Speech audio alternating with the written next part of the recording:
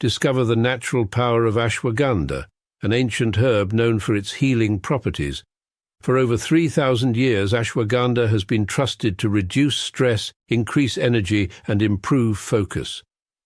Our ashwagandha is carefully grown, harvested, and processed to retain its maximum potency. Each root is hand-picked and dried, then ground into a pure organic powder, ensuring the highest quality. Simply mix 1 teaspoon into your favorite beverage or take it in capsule form as prescribed by a healthcare professional. Whether you're looking to balance your stress levels, boost your immune system, or enhance mental clarity, ashwagandha offers a natural solution. Experience the benefits of ancient wisdom backed by modern science. Trust nature. Trust ashwagandha. Go get this product at blackhotfirenetwork.com at the Sports and Nutrition Store. About it, literally my 5th birthday under Black Hot Fire Network, and I don't want to give a speech today, not the day, but anyway, karibuni sana family. Hope you guys are doing amazing, having a beautiful day on your end, and welcome to another beautiful episode of the Africa Today show. That was Shade, if I'm pronouncing the name correctly, with Cherish the Day, one of the requests by Keith most of the times on the culture show. But welcome to everyone who's just tuning in on YouTube, Rumble, BitChute, on the radio station, to those on Spreaker, Spotify, whatever network you're catching my voice live from. Karibu sana. Hope you are doing great. I see Jiba Jaba in the building. Shout out to Jason. Hope you had a beautiful weekend. And to those who are not able to catch up with me earlier today, wishing you a beautiful week ahead as we get to talk about Candace Owens today, who is our major conversation as we see how currently her life is under a threat, similar to the who is this guy? Why am I forgetting his name? Similar to the Charlie Kirk, literally the recently assassinated guy, and we're gonna be looking deeper into that. Why is this happening, and how this started? Because you can remember, I think 3 months ago, if I can remember correctly, 4 months ago, Candace Owens came and talked about Bridget Macron, and this brought a lot of issue, or rather has brought a lot of issue on her and her platform as well. We're going to talk about a little bit, of course, also what is happening in history. I'm going to be sharing a video which explains Sunday best beat, how the Sunday best beat the white gaze. And I think looking at, personally, let's keep on wondering where the term Sunday best came from, and such an amazing history to learn today. And I'm going to be giving on that because I didn't know actually this is something connected to slavery. And every day we learn something new because, you know, every time we wear that nice favorite cloth of yours, people call it a Sunday best, but we don't know the history behind the Sunday best term. So I'm going to be literally sharing a little bit on that. Maybe majority of you know, but if in case you don't, welcome and let's now learn together. And of course, I'm going to be talking about also the Department of Education, which has reclassified literally a lot of degrees and will no longer consider some professional degrees as a career anymore, literally, or rather consider them anymore. We're talking about education of department and the masters. We have nursing, we have social work, public health, and so much more that I'll be literally aligning as I literally back the conversation with some videos. But again, kindly ensure you download our app on the Google Play Store. Black Hot Fire Network is the name. And of course, ensure once you have the app, get yourself some amazing merchandise. We have hoodies, we have t-shirts, we have beanies, handbags for your side chick, for your wife. I keep on emphasizing on that. In case you're also looking for some organic supplements, we have got you covered. We have Moringa Pure, we have some CMOS, we have ashwagandha, we have brain and focus, we have multivitamin, we have beetroot. For skincare products, aloe cucumber soap, we have shea butter. And I think 2-3 weeks ago, I'll keep on letting you know, in case you want to visit Ghana. Once you visit Ghana, one of the places you can go to get yourself different knowledge about shea butters and how good they are, literally in the different scents, not the scent, everything on the scent. I think the scent is the same, I don't want to lie. But the colors and literally from which different various countries they come from, that is on the Ghana Shea Butter Museum. But with that being said, ensure you get the application on the Google Play Store. I see Jiba Jaba is saying spill the tea. What tea? I don't have no tea to spill, you know. I'm just grateful to be celebrating my 5th birthday under Black Hot Fire. That is all I can say. It's amazing. Man, such a long way I've come. Man, it's such a long way I've come, and I'm just so proud of myself. So proud of everything that I've been able to accomplish under Black on Fire, the amazing things I've been able to also make Black on Fire accomplish, and for having an amazing team as well, an amazing boss. Shout out to Keith. And now you guys, also amazing listeners, man, amazing supporters, those who keep on funding us. We appreciate you, and also for sticking with us no matter how many channels we've lost, because I've seen some people who have lost us throughout the way, and I see those who keep on coming back, and I see those who have completely stuck with us. So it's just literally gratitude. I feel more chill this year, not like the way I'm always super hyped. I feel the hype is there a little bit, but I think the growth comes with it. I just feel super chill, just super grateful, growing. I don't know, so much in between. Yeah, but yeah, join me next week as we celebrate the birthday. You're gonna hear much more of the speech, not today. But anyway, as we get started with today's conversation, I think last week we were talking about literally looking just a little bit of highlights. Last week we were looking at how many companies, or literally some American companies, that we could be having in Africa, and we checked at we're talking about how we don't have Popeyes in Kenya. We don't have some of these various different chicken brands we don't have in Kenya. We just have KFC. But apparently there happens to be, that is what is the common branch? Where is Keith? The common branch that is in South Africa. I can't even tell the difference. I love KFC personally so much. But apparently we have Walmart, which has opened in South Africa as well. And this is actually an official entry to the African market, launching its first ever store in South Africa, that is Walmart. And this move signals a major shift in Africa's retail landscape. Really, I don't really believe this personally. Personally, I don't like this, because the more we're going to be having this, it's good, but at the same time, we look at the prices. Not so many people can afford to go to these places. I think recently I was sharing even videos of how we have Africans who have never even entered a mall, even a supermarket, because they can't afford things in there. They'd rather go to the local shops where they can afford things at the smallest purchase or commodity they can get, or depending on the price as well. So it's good, but it's not really good. It's time for Africa to actually expand its business instead to other markets. That is the difference, or personally what I'd actually say. It's good, but it's time for Africa, like what the Namibian president said, it's time for people to start knocking at our door, not we going to knock at their doors for them to come invest in our country, and yet they still benefit.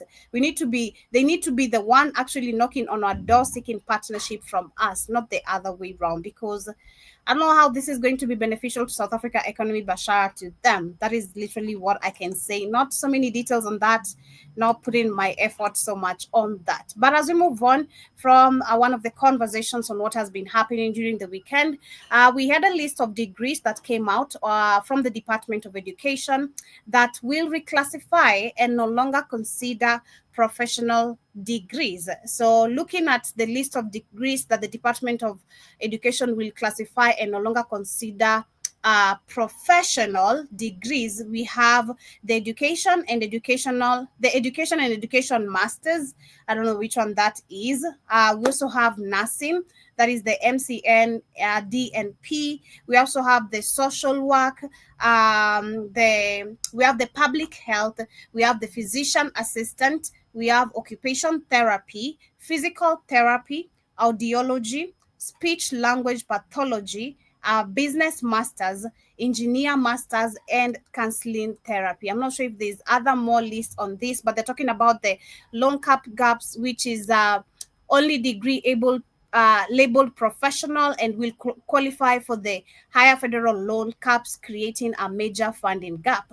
And talking about also the funding loss for key fields, students in advanced program will face lower borrowing limits and may lose access to grant plus loans. And also adding on the fewer workers for higher need communities is that these programs train people who work in underserved rural and minority communities, reducing access to funding limits. And how many professionals enter fields that already have shortages.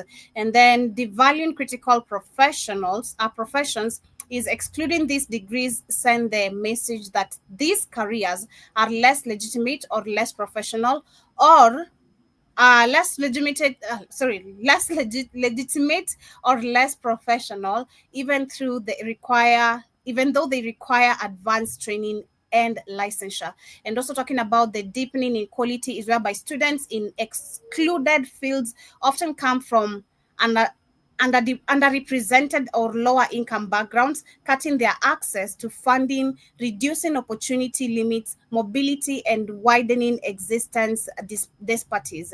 And who this is going to impact the most, they're talking about the women, the lower income students, first generation students, Black, Latino, and others, which as a group of underrepresented students, students entering lower paying but essential fields, and students in students in rural or under-reserved communities. So let me share a couple of videos literally which are expressing, where people are expressing their anger, especially women. And yeah, let me know, how do you feel the effect of this, or how are you affected by this? Because people are talking about also how not only the nurses are going to suffer, but patients are going to suffer a lot, and bunch of things. So listen to this.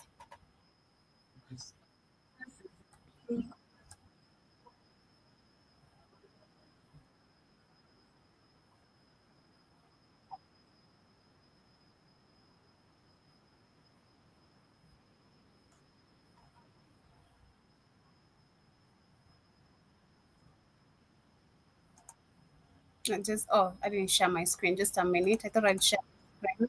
Degrees will have a lesser chance in practitioners, a physician practitioners, a physician Just a minute. Let me restart it again. practitioners, a physician assistant, teachers, practitioners, a physician assistant. Can you imagine going to school? The Department of Education has now come out with a list of degrees that they are saying will no longer be considered professional. And this list will take effect July of 2026. Some of the degrees that they said are no longer professional include a physical therapist, an occupational therapist, advanced nurse practitioner, nurse practitioners, a physician assistant, teachers, a speech language pathologist, and there's more. But when I saw this again, I couldn't believe it. Because what does that mean on the back end? On the back end, that means that they are attacking female dominant fields. That's a major blow right there. And secondly, people that are interested in those specific degrees will have a lesser chance in getting the federal funding that they need to get in those programs. And people voted for this. It's becoming to the point where y'all did not take Project 2025 serious. And it's sad because these people are stripping everything that they can away from the Department of Education. And it's sad. It's really getting on my nerves, and I'm just really... That is so true, because we've seen a lot changing from the Department of Education. I've reported so many changes so far. And it's about to even get worse, literally. I mean, looking at what we were just discussing a few weeks ago about even them trying to go on even now private schooling, it's about to get worse. They're getting sick of it. The Department of... Can you imagine going to school for years and then your degree is suddenly just wiped out of the list of professional options and you lose your financial aid? So, did you know that the Department of Education, under Project 2025 and the Trump administration, has just provided a list of careers that are no longer considered professional degrees? So, I would like to know if any of these fall in your career path. So let's see, we have nurse practitioners, epidemiologists, social workers, physical therapists and occupational therapists, teachers, audiologists, physician assistants, and the list goes on. So I am noticing something here. These are all female dominated industries. How convenient. So all of these things were a part of the RISE committee in the proposal to enhance the big beautiful bill and eliminate overuse of financial aid in student education. So I got to question all of the MAGAs who are aspiring to be in any of these professions. Is this what you voted for? Did you read Project 2025 before you voted or before someone voted for you? So whoever told you how to vote, are they going to pay your bills? Hmm. Any regrets? Let's talk about it. Okay. Did you know that there are some healthcare professional degrees that are now no longer considered professional under new federal rules? And most of the ones that have been eliminated are those that are dominated by women. So let's break this down because the ripple effect is bigger than most people realize. So under the One Big Beautiful Bill Act, the government has changed the way graduate student loans work. If your program is labeled a professional degree, you can borrow up to $50,000 a year and $200,000 total. But if it's not classified as professional, you're capped at $20,500 a year and $100,000 total, even if your degree costs far more than that. So now federal officials say that its intention was to standardize in which degree counts as professional to control federal spending. That means they focused on historically high earning licensed fields like medicine, dentistry, pharmacy, law, optometry, veterinary medicine. But here's the concern. Many of the degrees that are excluded from the professional status are the backbones of our healthcare system and overwhelmingly staffed by women. Don't believe me? Here's just a few examples. Nursing, 90% women. Speech language pathology, 95% women.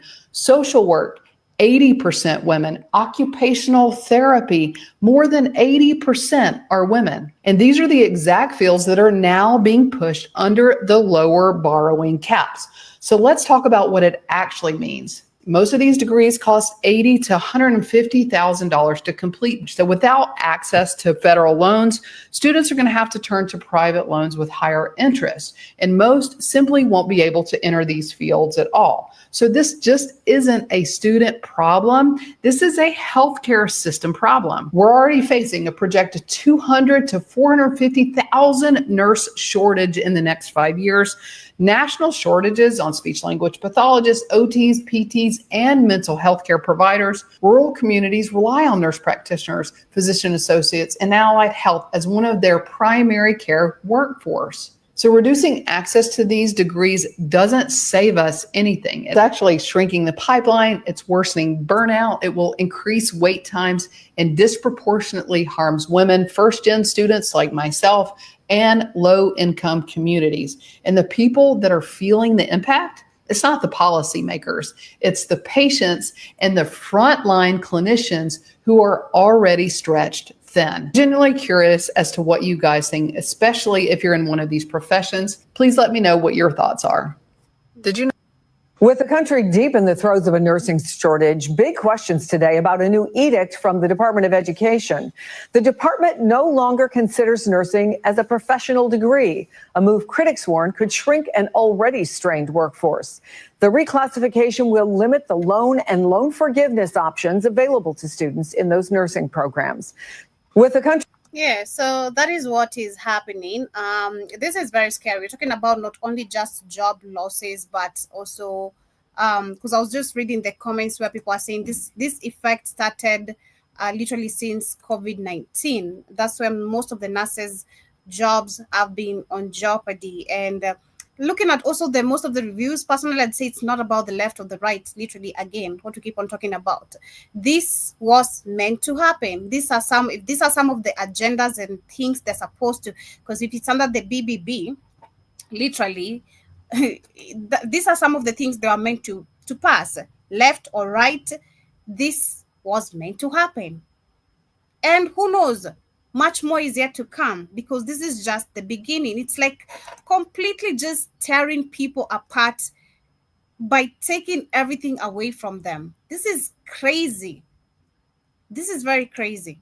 So the Department of Education announced that nursing is no longer considered a professional degree, which is kind of ironic considering that the people who are making these decisions are old people who are soon to be going to be screaming for their nurse to change the bedpan. But I digress. And as someone who's a nurse, I want to go over some things that make nursing very unprofessional, because it makes a lot of sense.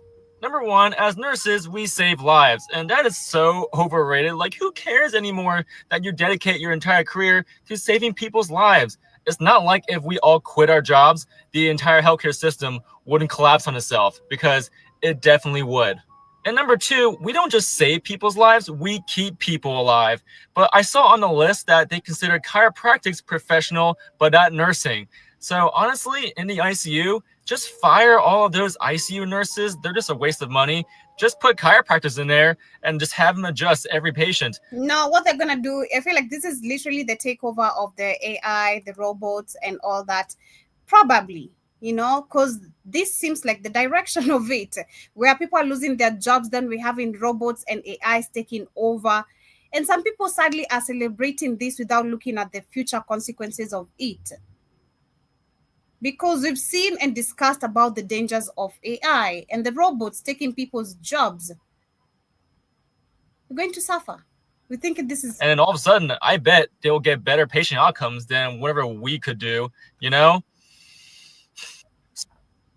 A lot of people are confused and spreading a lot of misinformation and having a lot of back and forth about what exactly is going on with nurses no longer being considered a professional degree, including a lot of articles on the internet. So I'm going to clear it up for you right now. When the One Big Beautiful Bill Act got passed, what it did was change our federal student loan system. So previously, up until this goes into effect on July 1st of 2026, people who are currently in graduate school, for medical school, physical therapy school, whatever kind of graduate school it is, you could take out as many student loans were required to pay for your graduate schooling. There was no cap on it.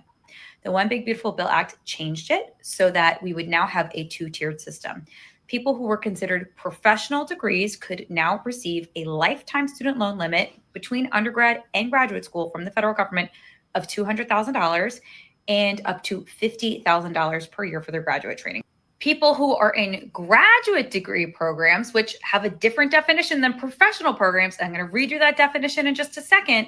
People in graduate programs have a much lower lifetime limit, only $100,000 and $20,500 per year. So this is what the big change is. And this is what I need you all to really lock into and pay attention to, because it's not permanent yet. It hasn't happened yet.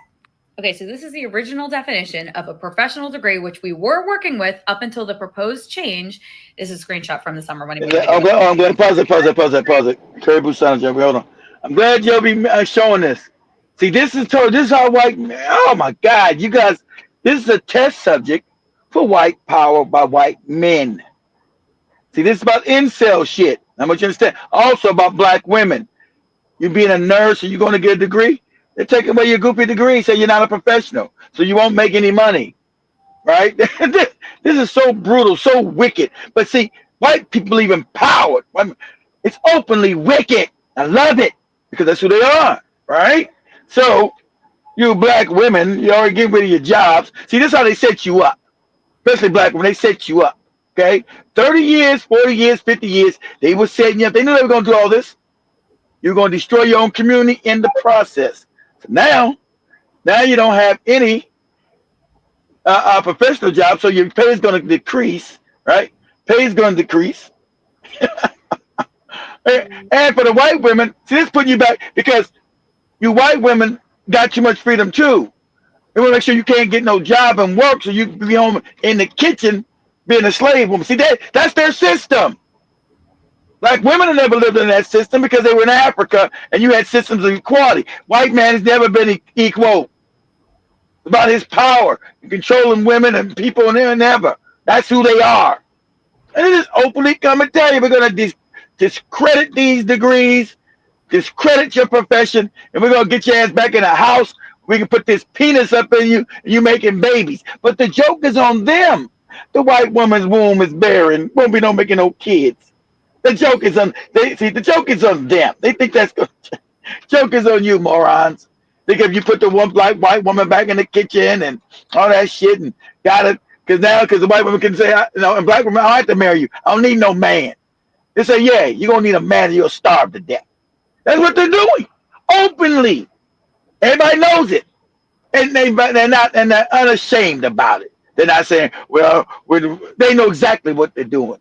And they're talking about it on these goofy white supremacist page. That's right. We'll put this white woman ass back on the plantation with the rest of these niggas. Go ahead, Joey. Karibu Sana, how you doing? Santi, you give me a message? If you did, I didn't see it anyway. Yeah, Change it. It requires both completion of the academic requirements for beginning practice in a given profession, and a level of professional skill beyond that normally required for a bachelor's degree. Professional licensure is also generally required. Examples of a professional degree include, but are not limited to, remember that language, are not limited to, pharmacy, dentistry, veterinary medicine, chiropractic, law, medicine, optometry, osteopathic medicine, podiatry, and theology. Under this definition, the majority of healthcare professionals getting master's degrees and doctorate degrees, like psychologists, speech and language pathologists, like CRNAs, like nurse practitioners, nurse midwives, and so on, we would all fall under this category, and we should be able to access that higher federal loan limit, which is essential because these degrees are very expensive and required to enter practice. And we need the fair federal loan system in order to make it accessible. This is the proposed Also, my fault. And I also forgot that you won't get any more loans, so you won't get the money to even go to school no more. They make it inaccessible. I forgot about that too. They're just so brilliantly wicked.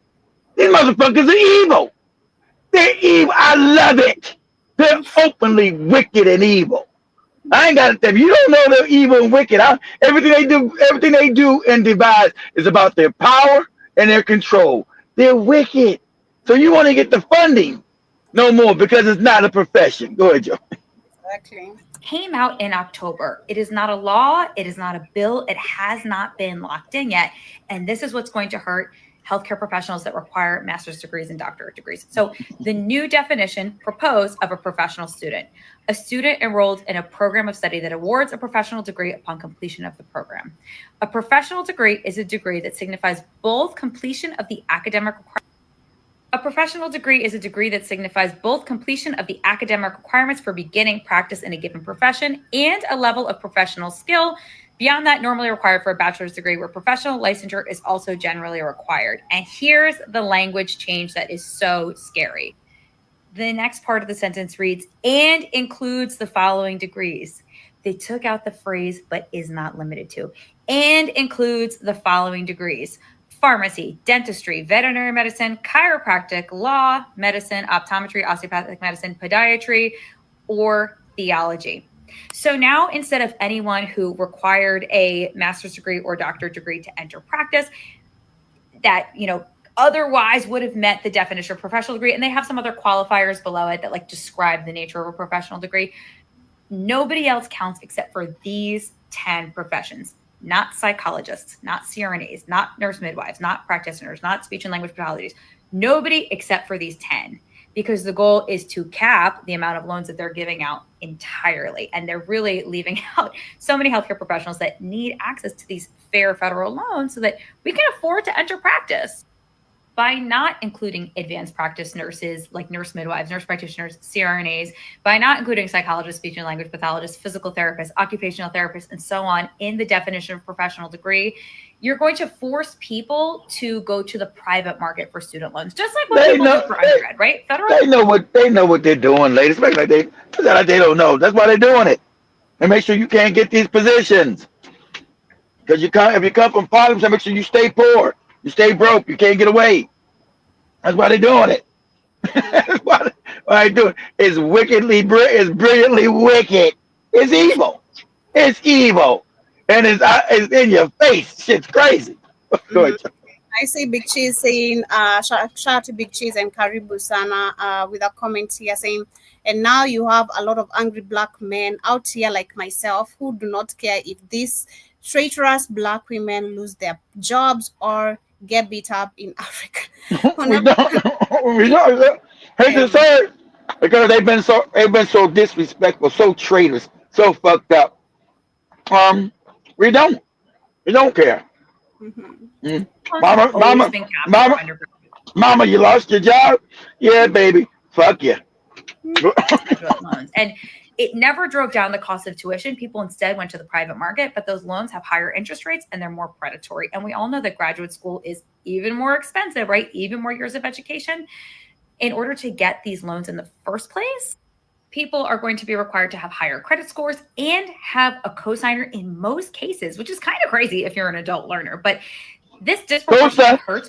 Black women, no more loans for you. You know your black family ain't co-signing no loan for your ass. They don't trust you. They're not putting their name. Same way Joby daddy tried to get Joby to co-sign on. I say, you crazy? Are you crazy? That's the daughter. So imagine the other people like, you out your mind? Are you crazy? The answer, you bitches will be flipping burgers at Burger King and McDonald's, or you'll be deep frying some chicken at KFC. That's your new job. Go ahead, Joe. Income backgrounds and who might be first generation Americans because they might not have someone to co-sign with them. Okay, so this is not going to do anything to stem the rising cost of tuition. All it's going to do is ensure the graduate education is for the wealthy. Tying it all in a little bow, one big beautiful bill act got passed. Anyone who takes out their first set of graduate school loans after July 1st of 2026 is now going to have to be defined as either a professional student or a graduate student, right? Professional students get $200,000 lifetime annual limit, $50K per year. Graduate students get $100,000 lifetime limit, $20,500 a year. Most people will now fall under the category of graduate student if this new definition passes. This new definition is not a law, it's not a bill, it is a proposed definition change from within the Department of Education. Things we can do to act on it are to contact the That's not from the closet. That's not from the Department of Education because Trump and them control it. That's Trump and that's the white man doing it. Department of Education, because his people and they want to control the department now. This is what they're pushing. It's wicked. It's evil. They gonna get that shit fast. They'll say we don't want these black bitches with no jobs. We don't want to go in no damn dentistry and see a black dentist or black doctor. It angers us. You understand that? See your black ass with no white coat. You know what makes us angry? Seeing you come and you tell me I'm a professional, I'm a doctor. We say you're a black bitch. You better get your ass back in the kitchen, start cooking us some ancient mama fucking pancakes. You better go be a mammy again. I'm gone with the wind. But yes, like we were looking to take you guys through again the list of degrees that the Department of Education, including Trump, that consider no longer professional degrees. I've mentioned the education of education masters. We have nursing, we have social worker, we have public health, physician assistants, occupational therapy, physical therapy, audiology, physical speech language pathology, business masters, engineering masters, and counseling therapy. And I see Jiba Jaba here had a comment earlier saying that all have a high black female demographic expected, except the engineering department. Exactly. All of them got all of them got high black women involved in those jobs. Yeah, your white zaddy is coming for your black ass. Yeah. Oh, my white daddy, my white man.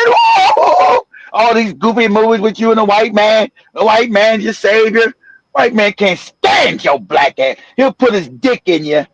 He'll put his dick all up in you. He'll do that. He's not going to, what? No. He's going to use you to destroy your community globally, wherever you're at. Sad enough, you black women in America, you went along with most black women still haven't gone along with it in the other countries yet.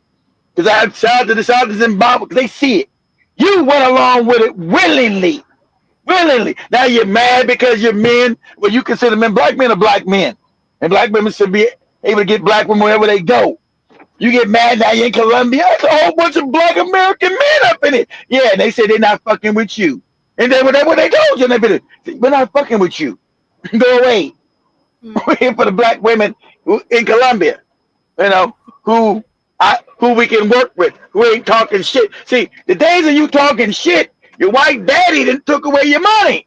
He said, you bitches and your degrees won't mean nothing. So you want me to say, get out my face, nigga, I got my degree. So, and the white man is trying to be an incel too, because the white woman's been talking back to him. He's not going to allow his woman to go crazy on him because he owns the world. He's not going to allow it. Put you bitches back in the kitchen with an apron. You'll be butt naked, walking around with a pair of footies pregnant. That's the goal, and that's what you'll do. It's wicked. Go ahead, Joby. I also see Jibba says this will also weed out colleges that prey on these students to get that federal loan money. Many training schools suck and take your money. I agree. And Big Cheese once again, Caribou also adds that when they are hard-headed, you let adversity teach them. Adversity teach them. And I also see Baron Scott Caribou Sana. Jibba says cut support by withholding SNAP, then get rich off employment opportunities. Clever. And Can you believe they destroyed their SNAP? And now they're taking about the other ones who didn't need SNAP, were highly educated. They're coming at you, motherfuckers, all directions, and it's openly. I love it because they ain't hiding like cowardly black men. They're in your face with this wicked. They're smacking you black women in the face. Get some of this. Get some of this. God damn it. Go ahead, John. Jibba says with a Venezuelan manager telling you sweep up. That is what's up, and make me some pancakes. That is what's up. But I've said that most of the people are going to be affected are the blacks, Latinos, and other underrepresented students. Of course, because they don't got the money. Exactly. That's what it's meant to do. It's put white people back on top, Joby. It's about my power. You're encroaching on my power, Joby. And I'm going upside your goddamn head. Openly. It's crazy, but what are going on? It's crazy. Candace Owens, that is our main conversation. We have Candace Owens on the radar, literally similar type of results of Charlie Kirk, because we don't know if Charlie Kirk is really dead or not, but Candace Owens is on the what Bridget Macron, and apparently the elites, the globalists want her eliminated. So I want to share this video and bunch. That's what they keep saying. I don't believe it. I believe it. I mean, it's a Hegelian dialectic. I don't believe it. Yes, I don't believe it because they want to announce her. They'll just get rid. She would have been gone by now, Ruby. They can reach her at any time, any place. Let's listen to our Indian friend here. I don't think he really lies that much. Today, a 30-year FBI veteran just went cover with one sentence that should freeze every American's blood. Candace Owens is greenlit. Contract paid. Their winter solstice blood sacrifice window opens in 27 days. All the red flags are screaming. The Bureau isn't hunting terrorists anymore. It's guarding the global elite's kill lists. Assassination season is here. Real contracts, real money, real ritual timing. The FBI veteran says that if we ignore this warning, then America wakes up to a winter of blood bodies and psychological terror on our own streets. Embrace the warning, and for the first time in 700 years, the oldest bloodlines will go hungry. Today's video is brought to you by VP.net. The only taxes say check the date, September the 15th, for a wave of targeted hits on prominent American voices. Check the date, September the 15th. If you haven't watched that video yet, stop everything and watch it now. It contains critical information. And every single step we exposed and warned about is unfolding right in front of us, exactly as predicted. Now, Candace Owens is dropping a bombshell. She says a senior whistleblower inside the French government has reached out to her directly with explosive intelligence. The Macrons are allegedly tied to an attempt on Charlie Kirk's life. And they've already taken out a contract, already paid, for Candace Owens to be taken out next. But here's the part that will make your blood run cold. This isn't just a rogue presidential couple gone off the leash. The Macrons are textbook Manchurian candidates, placed in power for one purpose only, to serve as the perfectly groomed, perfectly obedient French branch of the Rothschild dynasty. They believe themselves to be the sons and daughters of the fallen one, Lucifer. The elite are obsessed with the likes of Aleister Crowley and engage in the disgusting rituals he prescribed, which includes the consumption of bodily fluids and child sacrifice. The ruling so-called elite certainly view themselves as a race apart. But who are they? Typically, the elite come from certain ancient bloodlines. Researcher Fritz Springmeier identified 13 such bloodlines in his book, Bloodlines of the Illuminati. The elite are obsessed with genealogy, many tracing their bloodlines back thousands of years to ancient Sumer and Babylonia. These are the people at the top of the pyramid who fund both sides of wars, spark revolutions, make presidents their puppets, and they are weird. Not just eccentric or odd, but totally inhumanly strange and evil. A common distinguishing theme among elite circles is an inversion of everything. Good is bad, ugliness is beauty, and pain is pleasure. These are all forms of trauma-based mind control, which is almost always done to Illuminati children. Trace the blood, not the headlines. Emmanuel's lineage already loops back through centuries-old French banking houses that have intermarried with the Rothschilds since Napoleon's time. We've just witnessed this week is the president of France, speaking on behalf of the European Union, just broke off its relationship with the United States. He just... Pause. Yeah. So at least he's getting that right. The Rothschilds control France, England. They control all of Europe and America, okay? And China, too. So that's why I told you it's kabuki theater. It's fake. And these people do not go back to Sumeria and all this other shit. These people were created. That's why they're there. They house demonic energy. So they don't go back to them. So they go back to them. Now there's a divorce on the way. And Mr. Macron wants to be the president of Europe. He wants a European army. He wants those NATO military bases to be converted to an EU army military base. And he wants to be the president of a European Union superstate. That's been the plan all along. Remember who he worked for before he became president of France. He worked for the Rothschilds. He is a stalking horse for the Rothschilds. He's still working for his banksters. And Bridget, that story starts in 1968, when Jean-Michel Trogneux, a young male heir from the Rothschild Lambert wing, was quietly flown to California, handed over to the final active MKUltra successor program, hiding behind a performance arts institute in the Bay Area. 4 years of fractures, triggers, hormonal rewriting, and total identity erasure later, the subject returned to France as Bridget, carrying one non-negotiable order: find the pre-selected teenage boy from the aligned bloodline, bind him forever, and deliver the future president of France, body and soul, straight into the Rothschilds' hands. That boy was Emmanuel. The order came from the top of the pyramid. And ever since, France hasn't had a president. It's had an occupied throne, with the oldest banking dynasty on earth pulling every string from the shadows. Never forget, we're speaking about the same family that created Israel. In modern Jewish history, and it begins with 3 words. See, he's over in Britain. See, that's in Britain. That's Lord Rothschild. See, he's not in France. He's in Britain.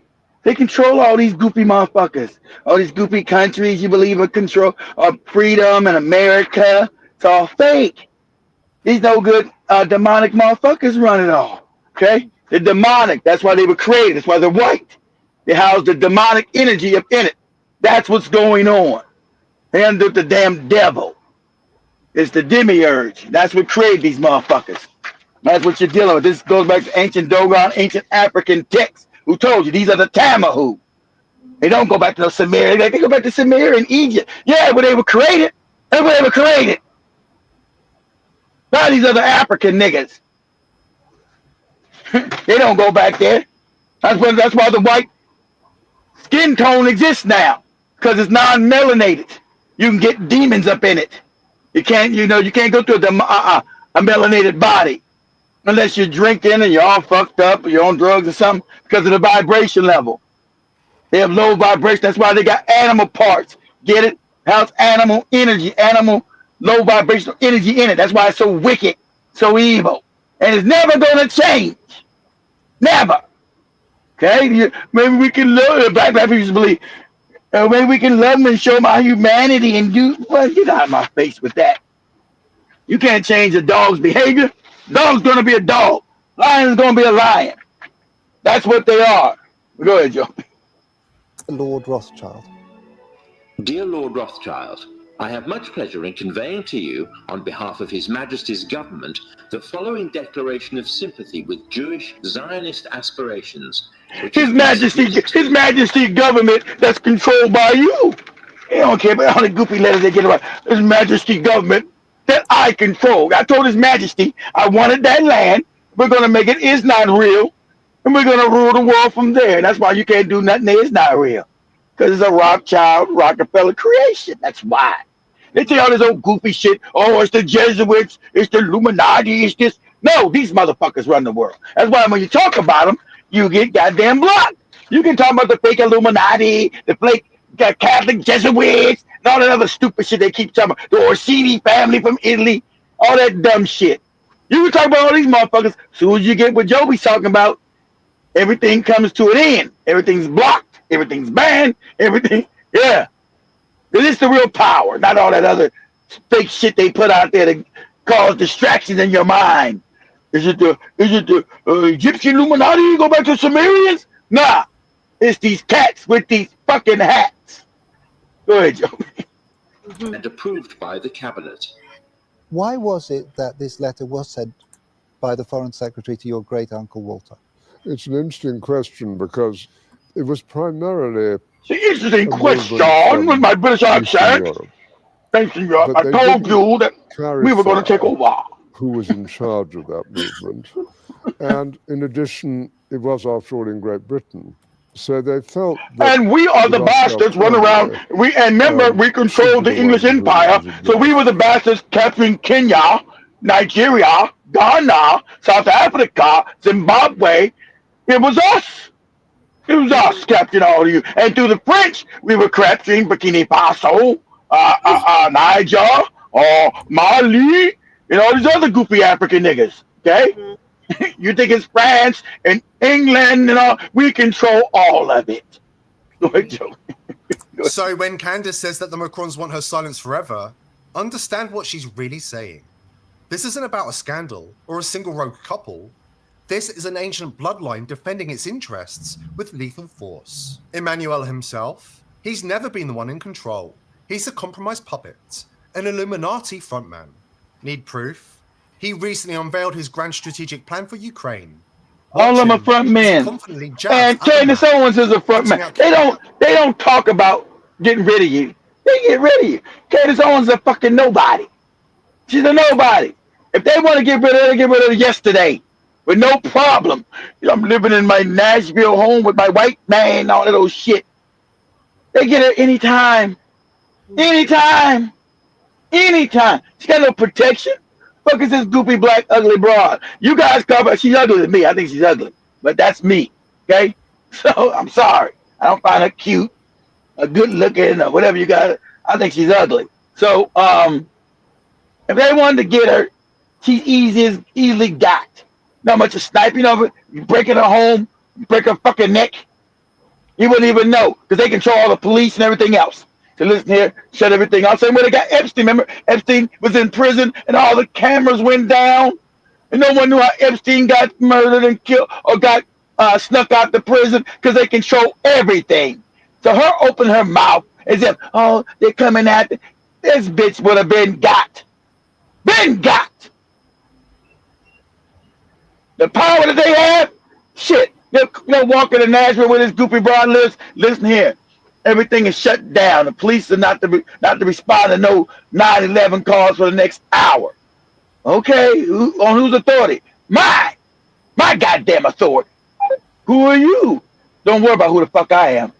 I'm gonna write your checks. That's what you worry about. Go and get rid of her ass with the instant. Go ahead, Joe.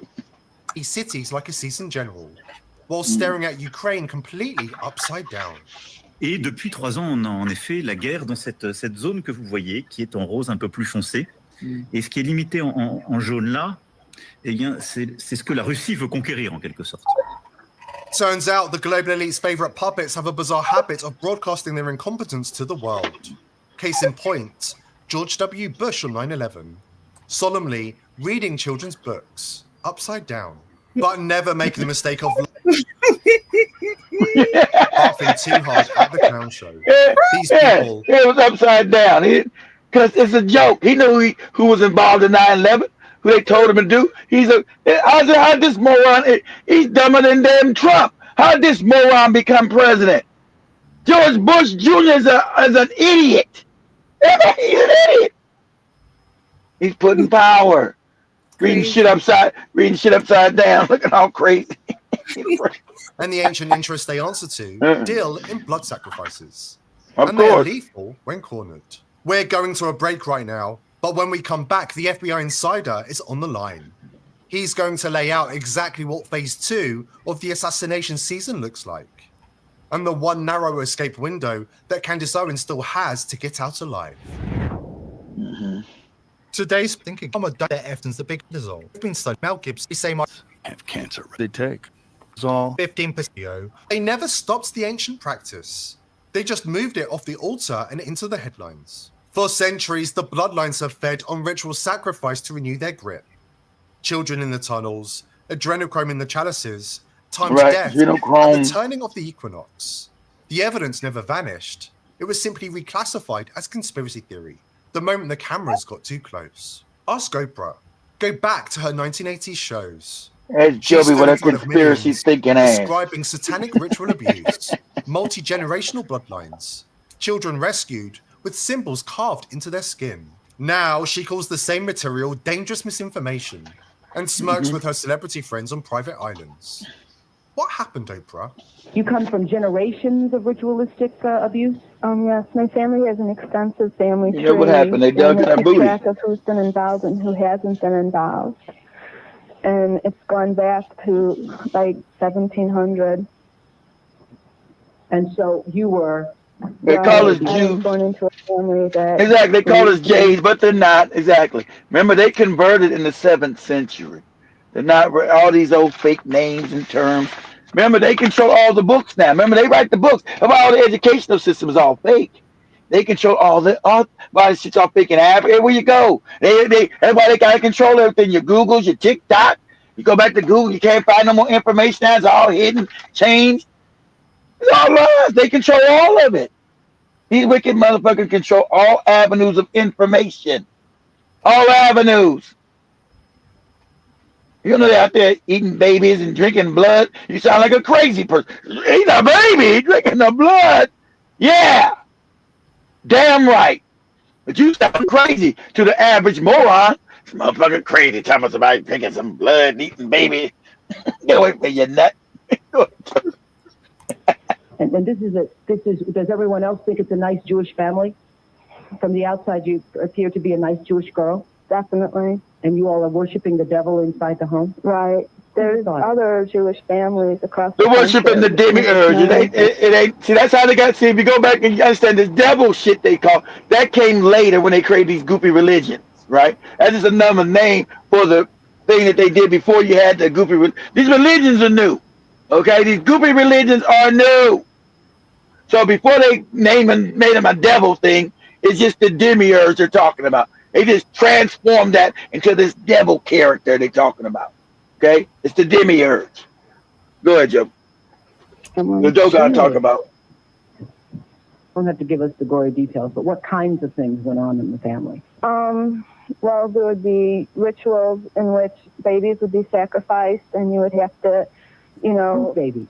There were people who bred babies in their family. No one would know about it. A lot of people were overweight, so you couldn't tell if they were pregnant or not, or they would supposedly go away for a while and then come back. The other thing I want to point out, not all Jewish people sacrifice babies. I mean, no, it's not a very difficult thing. Just want to point that out. This is the first time I heard of any Jewish people sacrificing babies. But anyway, so you witnessed the sacrifice? Right. When I was very young, I was forced to participate in that, in which I had to sacrifice an infant. And the purpose of sacrifice is to what? Is to bring you what? What are you sacrificing for? For power. Uh-huh. Power. Right now, you're about to hear the live I'm sacrificing so I can lose some of this goddamn weight. Counterintelligence sick Jesus officer who fears his days are numbered. He is breaking every oath of secrecy he ever took because the alternative is watching a slaughter unfold in silence. This is not a warning anymore. This is the last clear transmission before open season assassination kicks into high gear on American soil. I've been 29 years in the FBI. The bureau I joined is dead. Since the 90s, it's been bought, bent and weaponized by the same people that own Congress. Today, we don't protect the Constitution. We protect Tel Aviv when they snap their fingers. Follow the money through Turning Point USA. Charlie Kirk's wife, Erica Fransky Kirk, maiden name literally means Frenchman in Old Norman. Her bloodline married into the same French baking dynasties that created Bridget and Owen Macron, body and soul. Every road loops back to the people who founded the State of Israel as their global enforcement arm. Ukraine, France, UK, just different branch offices. This is the cabal the Romanian candidate tried to name before they stole his landslide victory last year. Remember that? Guy wins in a walk. Next morning, he's disqualified for irregularities. That wasn't election interference. That was a bloodline preservation protocol. They'll burn democracy to the ground before they let an uncompromised man near power. When votes don't work, they sacrifice. Real ritual sacrifice. Timed to solstices. Winter 2025 window opens in 4 weeks. Codename Winter Haven. Candace Owens is the first name on the menu. They've got whole floors rehearsing her suicide, like it's a Super Bowl ad campaign. Candace's only play is full offense, and she knows exactly what that means. She has until December 18th to go loud, public, nuclear, receipts, names, bank routes, all of it. Do it before the 18th and the contract turns radioactive. After the 18th, the ritual clock starts and they will not stop. 25 days. Make them bleed daylight or the snow turns red. Truth is their kryptonite. Censorship is their game. And refusing to comply with their agenda has become a deadly game. If you're digging into dangerous topics, doing real research, asking questions they don't want asked, you need to protect yourself. You need to stay invisible. The threat is real. Your identity, your passwords, your fingerprints, your bank accounts, everything that defines you can be turned into a weapon. They use data as leverage. They collect, profile, compromise, and destroy. That's their playbook. Control through exposure. Israel is turning every single Samsung phone into a surveillance device. Do you have a Samsung phone? You might exactly. How has Israel got control of something that's made in damn South Korea, Samsung, a company? How does this country, because they control everything. All these fake companies, fake corporates, all fake. All goes back to the Rothschilds every time. How's a Samsung phone that we got? I don't got no new Samsung phone. All of them are now, and Apple, have Israeli tech in it to spy and watch you and hear you. All of them. How is that possible? Why would some shit from it? How can some Israeli motherfuckers have control over a Samsung phone? Because you know why. You know why. Go ahead, Joe. App Cloud pre-installed, impossible to delete. It knows your location. Yep, can't delete your it. Fingerprint. It knows your IP address. It knows every text, it's every listening call, to you, every search that every you text you do, every search you make, and also listening to you. And it's also got a device. Remember they blowing up people with them beepers and shit, and the Muslims they were blowing up. Joe, we showed about a year ago. They blowing motherfuckers up. Yeah. All of them all got Israeli tech in it. How is that? Nothing made in Israel. How's it all wrong? How's Israel a country that always got tech up in shit? Because these are the motherfuckers that run everything through the Rothschild. So it ain't the Orsini's, all that Italian shit motherfuckers keep saying. It's Orsini's, it's the Pope, and all that old retarded shit. It ain't the Pope. It ain't the Catholic Church. They're puppets of these cats with these fucked up hats. Okay? Well, everybody got control of all your goddamn phone systems. How's that? Who made them? They can control Apple phone systems, Samsung phone. I'm getting the fuck off Samsung. You ain't got that's my shit. I won't. When I buy a new phone, it won't be a fucking Samsung. I'm gonna go see what Huawei's talking about from China. Shit. It won't be no damn Samsung. I'm done with Samsung. I never fuck with Apple. I hate the Apple garbage phones anyway. People love them garbage ass Apples. The damn fucked up technology on that shit because of the brand. Did you One know of the that? worst phones made. This isn't just data collection. No, this is blackmail material. Imagine the power that Israel now has to know who's criticizing them, to know who's organizing against them, to know who's a threat. They will use this against American citizens, against politicians, against businesses. Against everybody. But the tables are turning. We know their methods, and we know how to fight back. Head to vp.net/TPV to see how you can disappear from their systems before they decide you're a problem. The elite aren't just corrupt, they're predators at war with humanity itself.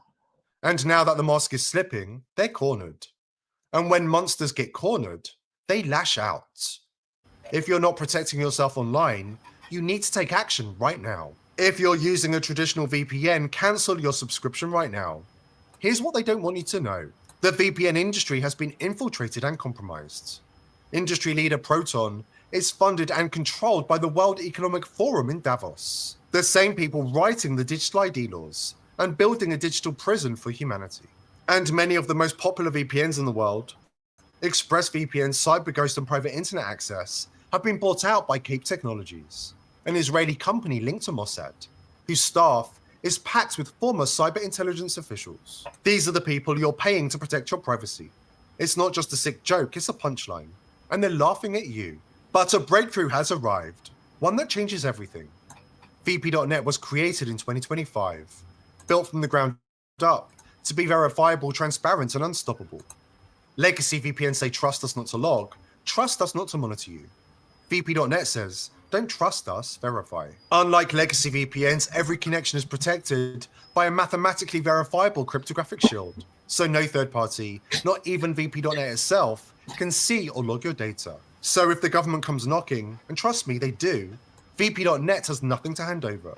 No logs, no user data, nothing. Even if somebody put a gun to their head. Yeah, but as we talk about still the same people who control this world, I have another video here, and I'm going to align it with some other TikTok videos, still talking about the Rothschild, the Rockefellers, the people in control. Let me share this video as we get. Jeff Bezos is worth $180 billion, but there's an American family that makes him look broke. The Mellon family controlled more wealth at their peak than the combined net worth of today's top 5 billionaires. We're talking about a dynasty that owned entire industries, shaped presidential elections, and accumulated so much power that they literally... And when they talk about Mellon, the Mellons, they're talking about Carnegie. See, everybody else forget about Carnegie, wicked racist ass. This wicked, and Jibba Jabba knows Carnegie because he's from Pittsburgh. This wicked ass cracker's name is on everything in Pittsburgh. So when we talk about the Carnegies, he really means, when we talk about the Mellons, we really mean the Carnegies. Okay?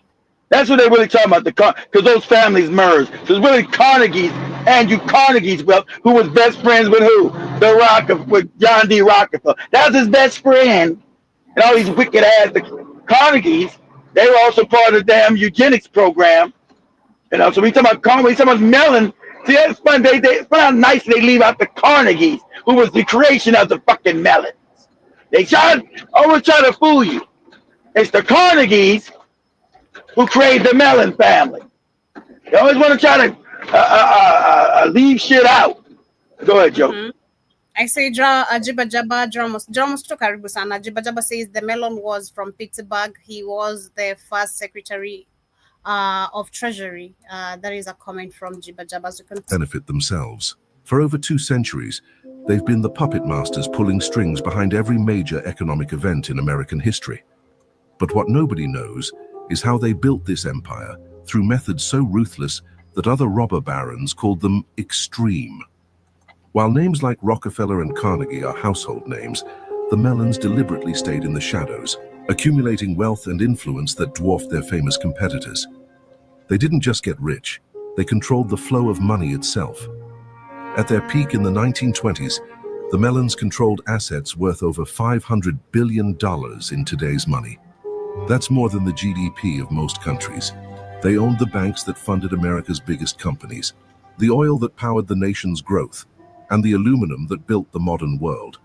When the Great Depression hit, they didn't lose money. They bought up distressed assets for pennies on the dollar. The secret behind their success wasn't just business acumen. It was their willingness to blur the lines between private wealth and public power in ways that would be illegal today. They turned government positions into personal profit centers, used insider information to corner markets, and created tax loopholes so sophisticated that the IRS is still trying to close them. This is the story of how one Irish immigrant's son built America's most powerful financial dynasty, and how his descendants continue to shape your life today without you even knowing it. When Andrew Mellon died in 1937, he left behind a fortune so vast that his estate paid the largest inheritance tax in American history up to that point. But that was just the money they could find. The real Mellon wealth was hidden in a labyrinth of trusts, foundations, and offshore accounts that his lawyers had spent decades perfecting. Conservative estimates put the family's total assets at over $50 billion in today's dollars, but financial historians believe the true number was closer to $100 billion. To put that in perspective, that's more than Bill Gates and Warren Buffett combined. What most people don't know is that the Mellons weren't just rich.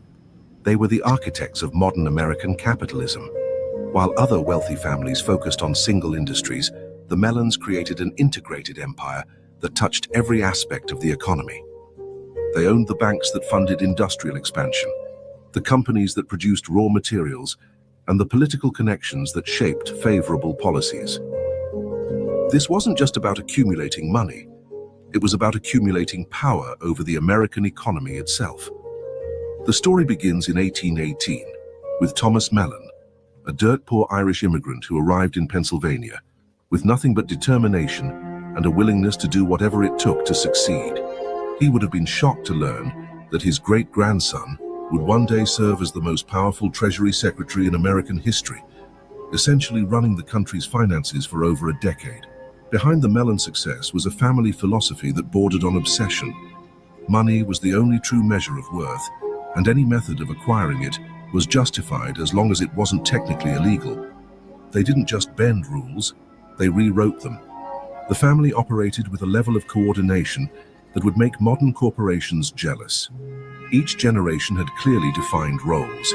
One son would run the banks, another would handle industrial investments, a third would manage political connections. They shared information, pooled resources, and moved as a unified force through American business circles. But their true genius was staying invisible. While Rockefeller faced congressional investigations and Carnegie dealt with public scandals, the Mellons quietly accumulated more wealth than both families combined. They understood that real power meant never having to explain yourself in public. Let me take you back to 1818, when a 28-year-old Irish immigrant stepped off a boat in Philadelphia with a plan that would reshape American capitalism forever. He couldn't have known that he was starting a dynasty that would control American finance for the next 2 centuries. The America that Thomas Mellon entered was a nation of farmers and small merchants. Banking was primitive, industries were scattered and underfunded, and the concept of integrated business empires didn't exist. The richest Americans were landowners and merchants who dealt in local markets. Thomas saw something different. He envisioned a world where money itself could be manufactured through careful manipulation of credit, debt, and investment. While other immigrants focused on farming or trades, Thomas studied the flow of capital. He spent hours watching how successful businessmen operated, learning their methods and identifying their weaknesses. The Pennsylvania of the 1820s was perfect for his ambitions. The state was rich in natural resources but poor in capital. Local businesses needed loans to expand. Farmers needed credit to survive seasonal fluctuations, and the growing industrial sector was starving for investment. Thomas positioned himself as the solution to all these problems. What made Thomas different from other ambitious immigrants wasn't just his intelligence. It was his complete lack of sentimentality about business. He viewed every relationship as a transaction, every favor as an investment, and every competitor as a problem to be solved. He was a super psychopath. He's a super psychopath. He's a super, not only is he a psychopath, he's a super psychopath. Go ahead, Jim. This cold-blooded approach to wealth accumulation would become the Mellon family trademark for generations. But to understand how a single immigrant created America's most powerful financial dynasty, we need to go back to his first deal in 1834. a transaction so brilliant and ruthless that it would define the family's business philosophy for the next 200 years. Chapter 1. Humble Roots. Thomas Mellon's first fortune came from exploiting desperate farmers during Pennsylvania's worst economic depression. In 1834, a financial always panic gonna be some exploitation with these people, always. All right, Jibber Jabber cars, they know the college in Pittsburgh is known as Carnegie Mellon. Both evil motherfuckers. Pennsylvania, Carnegie Mellon. agricultural regions. Crop failures, bank closures, and collapsing commodity prices left thousands of farmers facing foreclosure. Most people saw tragedy. Thomas Mellon saw opportunity. While other potential investors waited for conditions to improve, Thomas moved aggressively into the distressed property market. He had spent years building relationships with local bank officials, lawyers, and courthouse clerks, the people who controlled the foreclosure process. When the panic hit, he was positioned to buy prime farmland for a fraction of its value. The key to his strategy was cash. While most business was conducted through credit and promissory notes, Thomas had painstakingly accumulated actual currency by working multiple jobs and living in near-poverty conditions. When desperate farmers needed immediate cash to avoid foreclosure, Thomas was often the only buyer with money in hand. His first major purchase was a 200-acre farm outside Pittsburgh that had been valued at $3,000 just 2 years earlier. The owner, facing immediate foreclosure, sold to Thomas for $400 cash. Within 5 years, as the economy recovered, Thomas sold the same property for $4,500, an 11-fold return on his investment. But Thomas wasn't content with simple property speculation. He recognized that the real money wasn't in buying and selling land, it was in controlling the financial mechanisms that made those transactions possible. You see, most property sales in 1830s Pennsylvania involved complex financing arrangements. Buyers rarely had full cash, so sellers had to accept promissory notes, mortgages, and other forms of debt. Thomas realized that by positioning himself as a moneylender, he could profit from both sides of every transaction. He began offering short-term loans to property buyers at interest rates that would be considered predatory today, often 20–30% annually.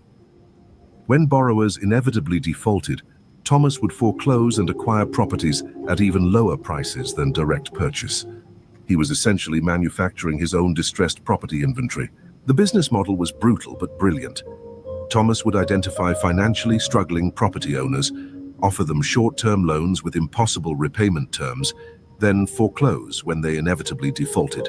Now what you listen to what he's doing. This is what they do. This is what they've been doing to Africa. This is the African model. This is Africa. This is Africa they've been doing. This is Africa. High-ass interest rate. They know they can't pay back the clothes, still all that shit. This is Africa. Go ahead, sir. Between 1835 and 1840, Thomas initiated over 200 foreclosure proceedings, an extraordinary number for a single individual in that era. What made this strategy particularly effective was Thomas's understanding of human psychology. He would approach struggling farmers with sympathetic offers of emergency assistance, positioning himself as their savior rather than their exploiter. Many farmers later claimed they had no idea they were signing documents that would result in losing their property. The white man is the savior, and I'm gonna steal all your shit, all of it. Go ahead. Properties. Here's what's interesting about Thomas's early success.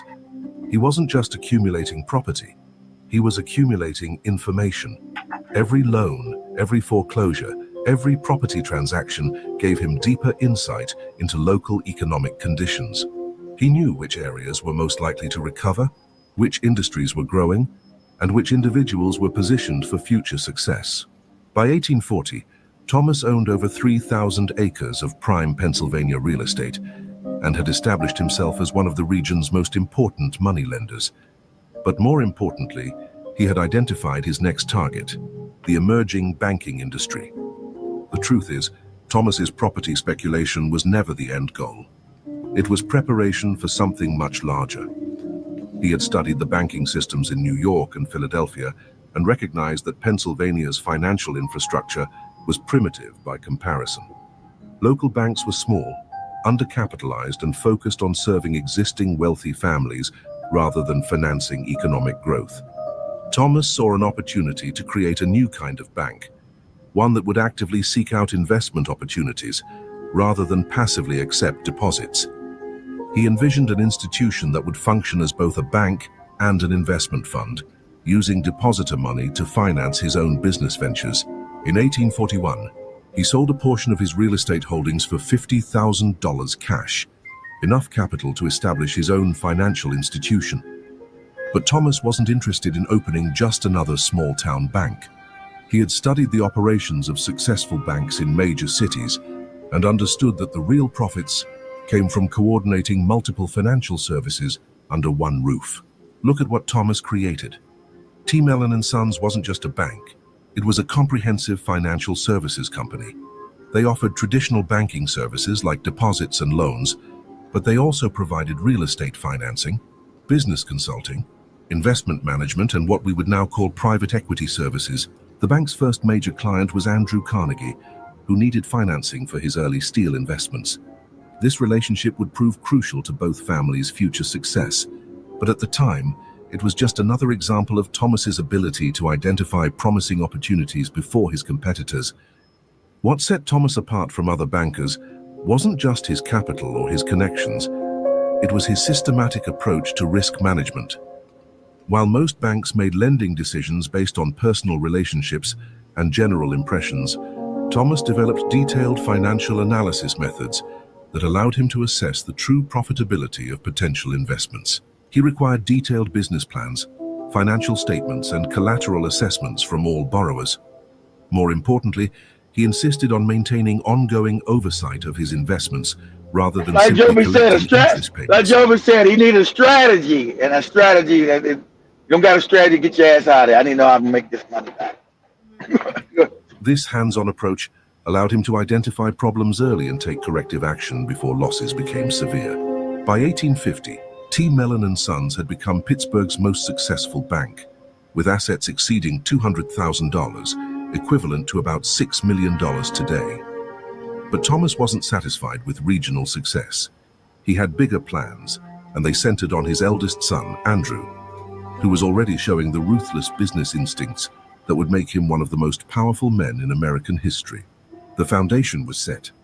Thomas had created not just a fortune, but a systematic approach to wealth accumulation that his descendants would refine and expand for generations.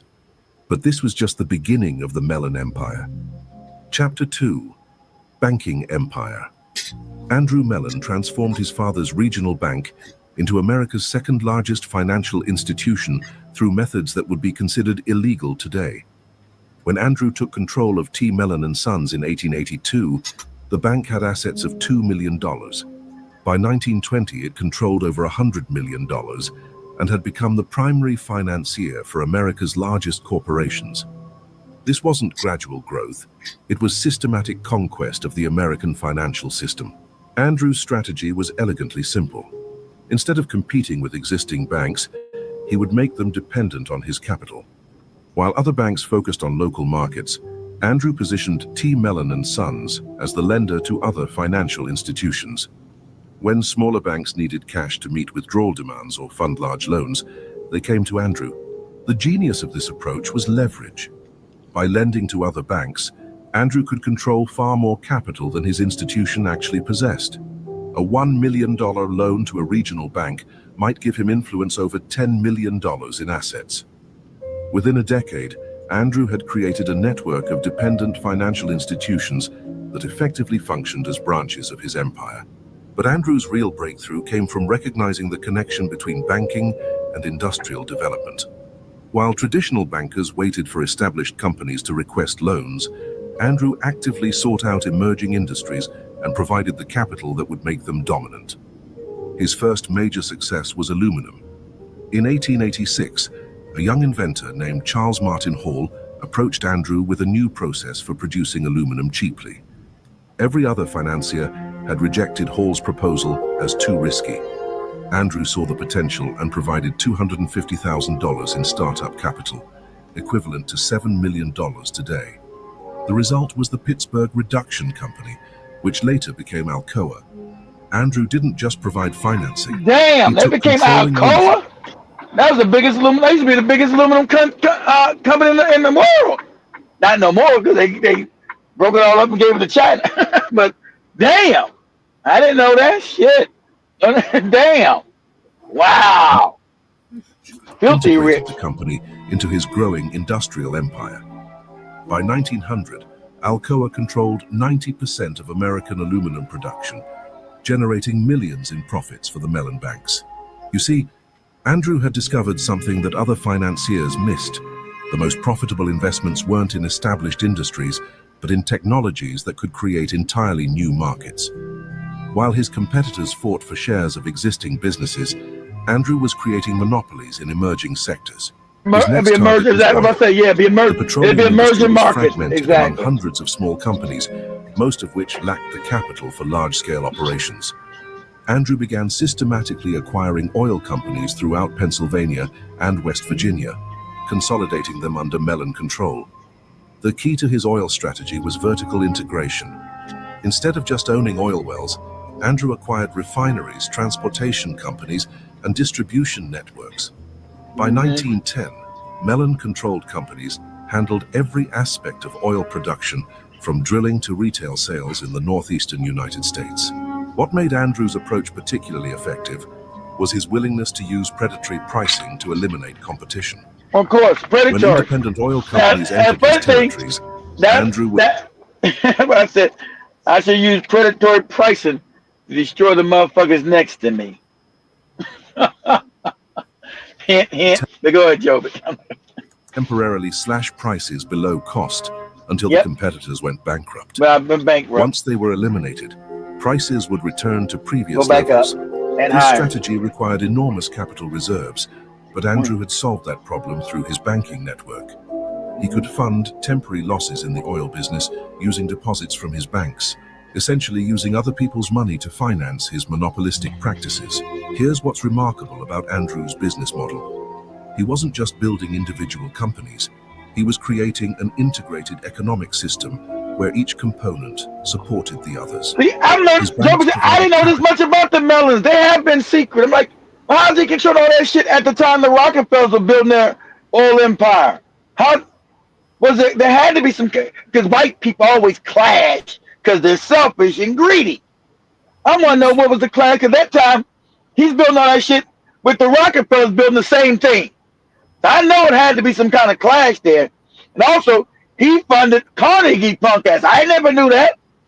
I never knew he started with Carnegie. You know, Carnegie and Rockefeller were best friends. So you get this shit's all intertwined. But the Mellons, remember, because they all go into banking, because they know that's the real deal, being able to print money from nothing, right? The scam that they've been controlling and destroying countries with. But I didn't know nothing about the Mellons. Not I knew about they were rich. I didn't know how deep it went. God damn, this is crazy. Go ahead, Joe. For his industrial ventures, which generated deposits for his banks, which funded expansion of his industrial operations.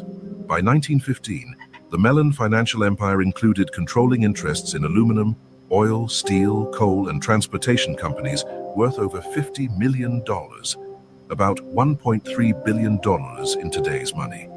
But Andrew wasn't content with regional dominance. He had identified his next target, the federal government itself. The truth is, Andrew had recognized a fundamental limitation in his business model. No matter how much wealth he accumulated, his ability to expand was constrained by federal regulations and tax policies that favored established Eastern financial interests. Exactly. He wanted To power. overcome these obstacles, He's talking about East. So he's talking about J.P. Morgan, the Rothschilds, the East. He's talking about the power. Now he wants power. See, money without power is worthless. I'm rich, but I don't have power. Now I'm going to get some motherfucking power. Money, you buy power. Go ahead. to control the government institutions that created those policies. Andrew's opportunity came in 1921, when President Warren Harding offered him the position of Treasury Secretary. Most businessmen would have seen this as a temporary interruption of their private affairs. Andrew saw it as the ultimate business opportunity. Look at what Andrew accomplished as Treasury Secretary. He reduced the top tax rate from 73% to 24%, eliminated the excess profits tax on corporations, and created new tax loopholes that allowed wealthy individuals to avoid most federal taxes. These changes weren't just policy preferences, they were specifically designed to benefit his family's business interests. Consider the aluminum industry tax provisions Andrew championed.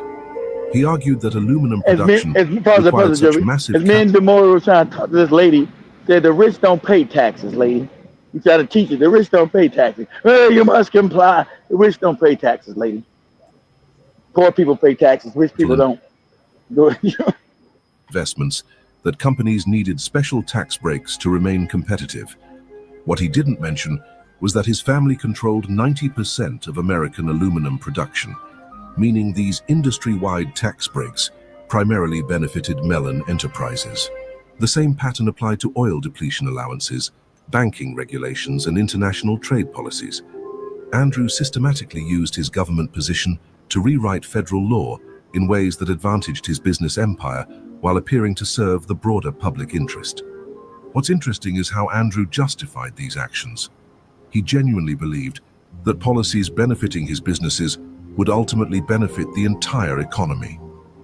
In his view, the Mellon enterprises were so important to American prosperity that helping them succeed was equivalent to helping America succeed. This philosophy allowed Andrew to pursue increasingly aggressive strategies without feeling conflicted about potential ethical issues. When critics accused him of using public office for private gain, he responded that his private gain was inseparable from public benefit. Meanwhile, back in Pittsburgh, Andrew's brothers were expanding the family's industrial holdings using the favorable policies he had created in Washington. Between 1921 and 1929, Mellon-controlled companies acquired over 200 competitors, creating near monopolies in aluminum, oil refining, and several other sectors. The coordination between Andrew's government position and his family's business activities was so systematic that some historians consider it the most sophisticated corruption scheme in American political history. But everything was technically legal because Andrew had helped write the laws that governed his own conduct. By 1929, the Mellon family controlled assets worth over $300 million, equivalent to roughly $4.5 billion today. They were the second wealthiest family in America, behind only the Rockefellers. But unlike the Rockefellers, who faced constant public scrutiny and government investigations, the Mellons had managed to accumulate their wealth while maintaining virtual invisibility. The banking empire that Thomas had started as a small-town money-lending operation had evolved into a sophisticated financial machine that touched every major sector of the American economy. But Andrew's greatest achievement wasn't the wealth itself. It was creating a system that would allow future generations to maintain and expand that wealth regardless of changing economic conditions. Exactly. However, Smart. this system... Power always stays secret. Exactly. So shout out to Joe. Power always stays secret. You know, you want to keep power, shut your mouth. approach to wealth accumulation was about to face its greatest test. The stock market crash of 1929 would destroy many of America's great fortunes, but for the Mellons, it would represent the opportunity of a lifetime. Chapter 3: Steel Monopoly. While Andrew Carnegie became famous for building America's steel industry, the Mellons secretly controlled more steel production than Carnegie ever did. The key difference was strategy. Carnegie built his empire through public acquisitions and dramatic business battles that made newspaper headlines. The Mellons accumulated steel assets quietly, using their banking connections to acquire companies during financial distress, when owners were desperate to sell and media attention was focused elsewhere. Andrew Mellon's steel strategy began in 1899 with a seemingly minor investment in a struggling Pittsburgh steel company called Union Steel. The company was facing bankruptcy due to a combination of outdated equipment, high labor costs, and competition from Carnegie's operations. Most investors saw Union Steel as a lost cause. Andrew saw it as a perfect acquisition target. Using his banking network, he provided emergency financing that saved Union Steel from immediate bankruptcy. But the loan terms were extraordinary. If the company couldn't repay within 2 years, ownership would transfer to T. Mellon & Sons Bank. The company's executives, facing the choice between certain bankruptcy and possible survival, accepted Andrew's terms. Union Steel never repaid the loan. By 1901, it was entirely Mellon-owned, giving Andrew his first major steel production facility. But this was just the beginning of a systematic campaign to acquire steel companies throughout Pennsylvania and Ohio. The genius of Andrew's approach was using other people's money to finance his acquisitions. When a steel company faced financial difficulties, Andrew would arrange for one of his dependent banks to provide emergency financing. When the company inevitably defaulted, the bank would foreclose and transfer ownership to a Mellon-controlled entity. This strategy allowed Andrew to acquire steel companies without using his own capital, while maintaining the appearance of being a helpful financier rather than a predatory acquirer. Local newspapers typically reported these transactions as Mellon Bank saves struggling steel company rather than Mellon acquires another competitor. You see, Andrew had identified a fundamental weakness in the steel industry's financial structure. Most steel companies were heavily leveraged, meaning they depended on continuous credit to meet their operational expenses. By controlling the region's major sources of credit, Andrew could essentially force steel companies into situations where selling to him was their only alternative to bankruptcy. Between 1901 and 1907, Andrew acquired controlling interests in 23 steel companies using variations of this strategy. God The damn, I acquisitions didn't know. weren't random. That's some They were brutal carefully chosen shit. to create an integrated production system Predatory than a motherfucker. I didn't know. I had no. I knew the Millers were wealthy, but I didn't know they controlled this much shit. This is crazy. Wow. Carnegie Steel and other major producers. Here's what made Andrew's steel empire different from Carnegie's. Instead of focusing on volume production, Andrew specialized in high-value steel products that required advanced technology and specialized expertise. His companies produced specialty steels for emerging industries like automobiles, aircraft, and precision machinery.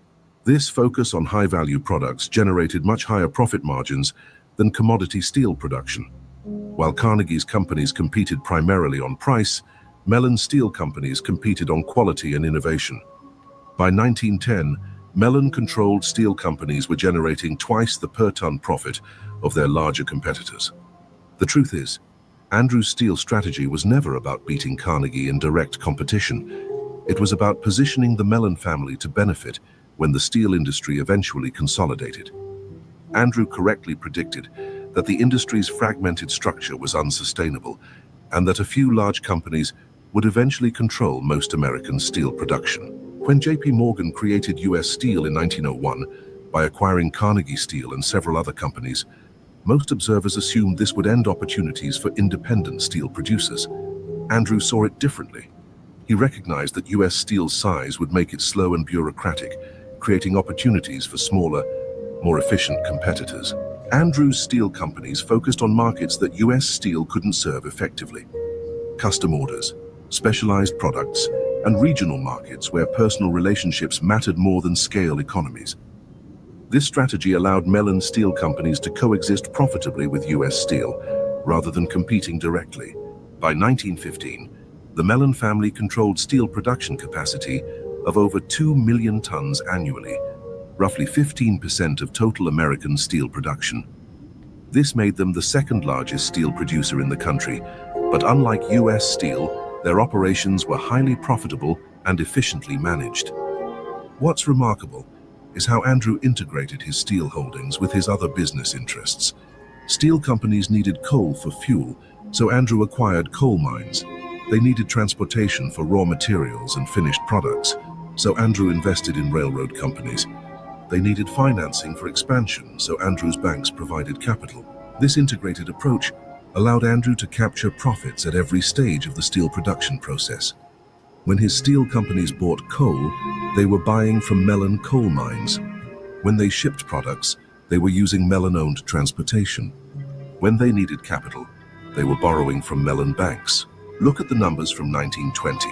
Mellon steel companies reported profits of $15 million, but the total profit to the Mellon family was closer to $40 million when you include profits from coal, transportation, and financing services. This integrated business model generated almost 3 times the profit of standalone steel production. The coordination between different Mellon businesses was so sophisticated that competitors struggled to understand how Mellon steel companies could offer lower prices while maintaining higher profitability. The answer was that Mellon companies weren't just steel producers. They were components of a larger economic system designed to maximize total family wealth.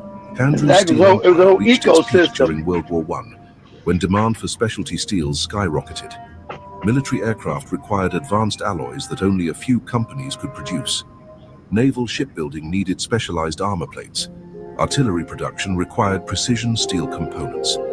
Mellon steel companies had positioned themselves perfectly for wartime production. Their focus on high-value specialty products meant they could meet military specifications that mass producers couldn't match. Between 1914 and 1918, Mellon Steel Company's profits increased by over 400%. But Andrew's greatest achievement wasn't the wartime profits.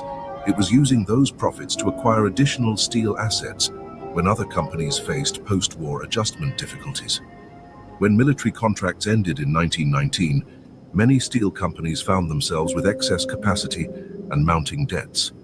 Andrew used his accumulated capital to acquire these distressed companies at bargain prices.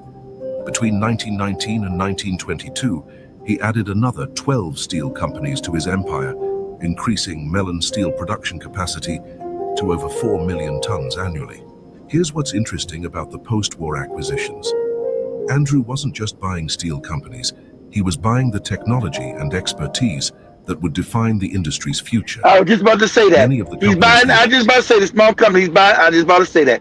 Because he doesn't have to reinvest in technology. He's buying the technology. He's not doing the R&D himself. He's just buying up the technology. So that'll make him even more profitable because the companies he's buying are emerging markets in technology. He's buying the technology. All these old motherfuckers, they don't know how to do this shit. That's why this shit's more expensive. I bought the technology. So I'm ahead of the curve. That's what you would always do. You buy what's coming next. Because everything gets old. Technology always changes and always advances. And you don't move with technology, you're done. You're rich today and you're broke tomorrow. You know, you're rich today and tomorrow you're sucking on Bill Clinton's penis in the Oval Office. You know, shit moves fast. Acquired had developed innovative production methods or specialized in emerging steel applications. Consider the Crucible Steel Company, which Andrew acquired in 1921. Crucible had developed advanced techniques for producing tool steels and specialty alloys that were essential for the growing automotive industry. By acquiring Crucible, Andrew gained access to technologies that would become increasingly valuable as American manufacturing became more sophisticated. The same pattern applied to several other acquisitions. Andrew systematically identified steel companies with unique capabilities or technologies, then acquired them when financial pressures made their owners willing to sell. This strategy allowed him to assemble a collection of steel assets that was technologically superior to much larger competitors. By 1925, the Mellon Steel Empire included 35 companies with combined annual production capacity of 6 million tons. This represented about 20% of American steel production, making the Mellons the largest private steel producers in the world. Yet most Americans had never heard of Mellon Steel Companies because they operated under their original I never heard of names. none of it. That's what I'm saying. This is blowing my mind. What? I just want to say these motherfuckers gotta be the biggest steel. Not no more. China is now. Everything with it. You know, you did all this crazy shit you did, Mellon. The Rothschilds came in and probably fucked you up because everything's moved to China now. So you don't own that shit over there.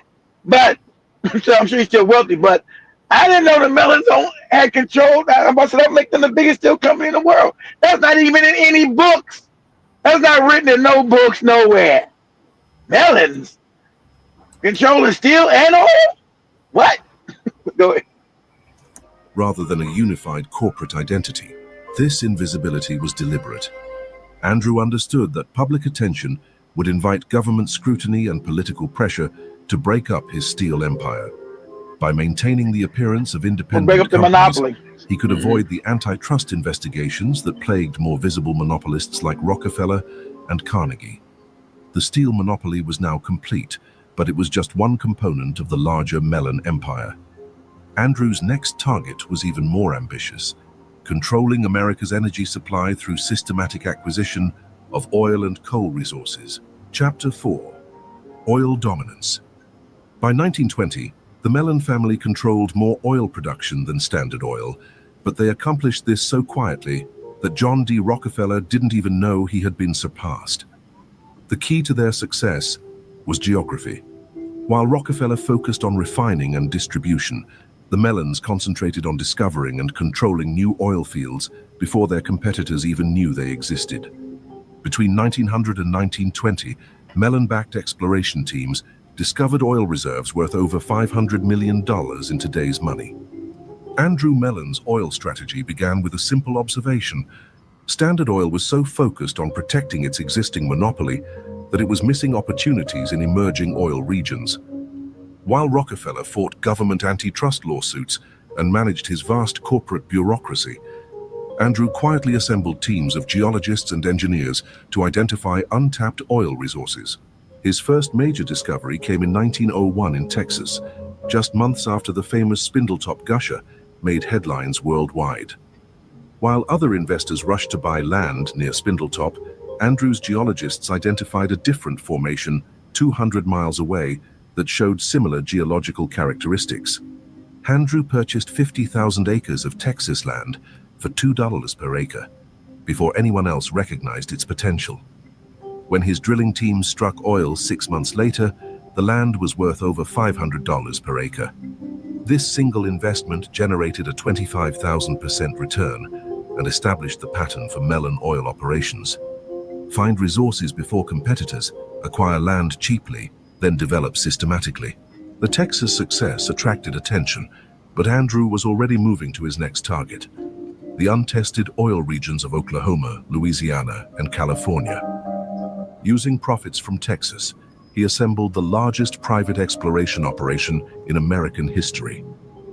You see, Andrew had identified a crucial advantage that Standard Oil couldn't match: speed. Rockefeller's companies were so large and bureaucratic that major decisions required approval from multiple corporate layers. Andrew could authorize new exploration projects within days and have drilling teams operational within weeks. This speed advantage allowed Andrew to acquire prime drilling rights in new oil regions before Standard Oil even knew they existed. Between 1902 and 1910, Mellon exploration teams discovered major oil fields in Oklahoma, Louisiana, California, and West Virginia. Each discovery was developed through a separate company to avoid attracting attention to the overall scope of Mellon oil operations. Here's what made Andrew's oil empire different from Rockefeller's.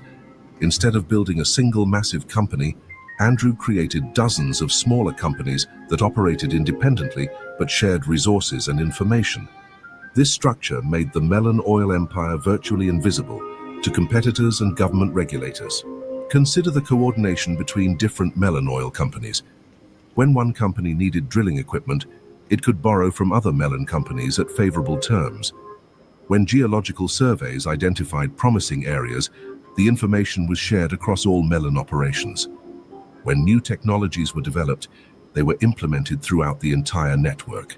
This coordination allowed Mellon oil companies to operate more efficiently than their larger competitors, while maintaining the flexibility of smaller organizations. By 1915, the combined production of Mellon oil companies exceeded that of any other private oil operation in America. The truth is, Andrew's oil strategy was never just about finding and producing oil. It was about controlling the entire energy ecosystem that powered American industrial growth. Oil was just the beginning. Andrew also systematically acquired coal mines, natural gas reserves, and electrical generation facilities. The coal strategy was particularly brilliant. Most oil companies viewed coal as a competing energy source, but Andrew recognized that coal and oil served different markets and could be developed simultaneously. While oil was ideal for transportation and heating, coal was essential for steel production and electrical generation.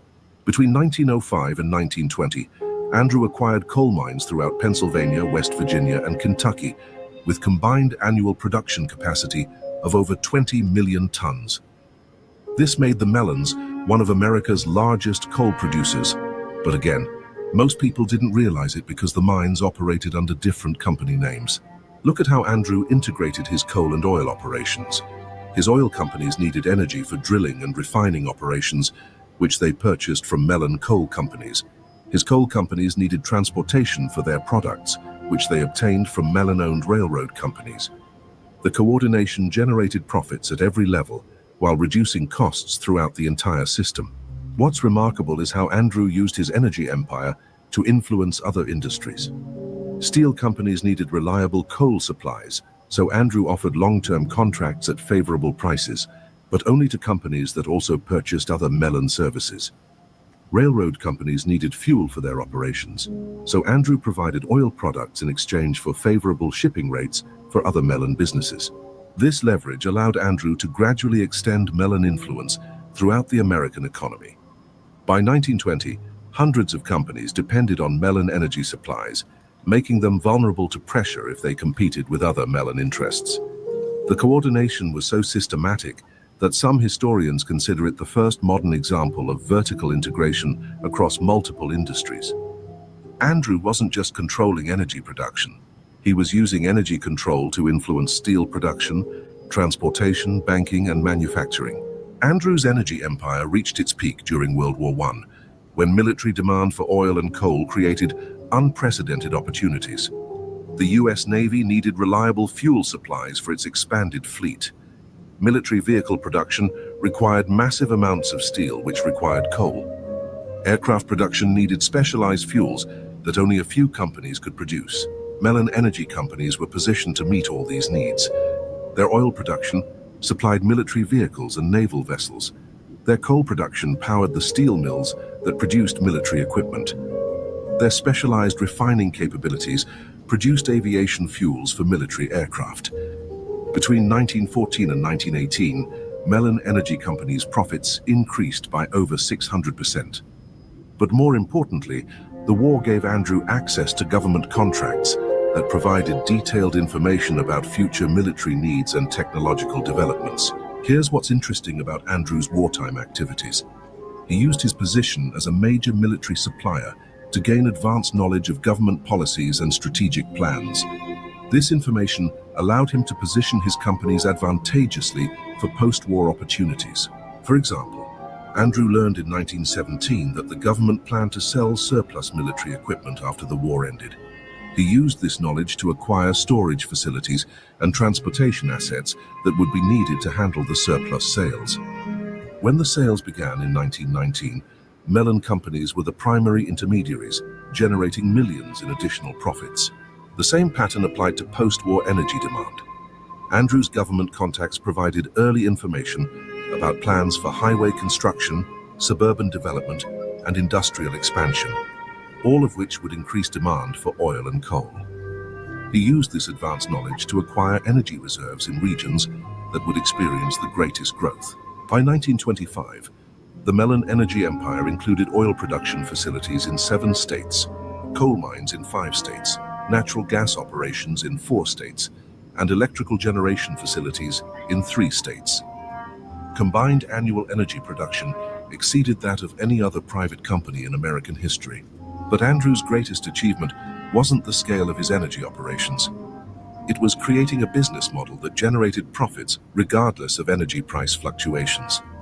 When oil prices were high, his oil companies generated exceptional profits. When oil prices were low, his industrial companies benefited from reduced energy costs.